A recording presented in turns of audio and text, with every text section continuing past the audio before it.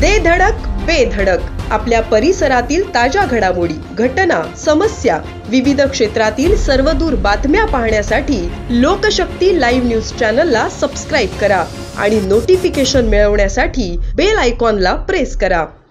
कोलाड येथील आंबेवाडी गणेशनगर येथे कालव्याच्या पाण्यात तोल जाऊन पडल्याने गजानन लक्ष्मण जंगम वय वर्ष 48 यांचा दुर्दैवी अंत झाल्याची घटना घडली आहे। गजानन जंगम हे 4 जुलै 2025 पासून बेपत्ता होते। आज सकाळी त्यांचा मृतदेह गणेशनगर येथील कालव्याच्या पाण्यात तरंगताना आढळला असल्याची माहिती समोर आली आहे।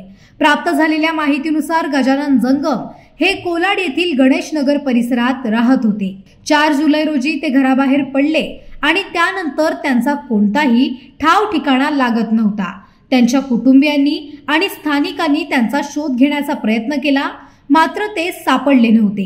आज सकाळी कालव्यात त्यांचा मृतदेह तरंगताना दिसल्यानंतर स्थानिकांनी याबाबत पोलिसांना कळवले। घटनेची माहिती मिळताच कोलाड पोलीस ठाण्याचे सहाय्यक पोलीस निरीक्षक नितीन मोहिते यांनी तातडीने घटनास्थळी भेट दिली। यावेळी सह्याद्री वन्यजीव रक्षणार्थ सामाजिक संस्थेची टीम देखील घटनास्थळी दाखल झाली।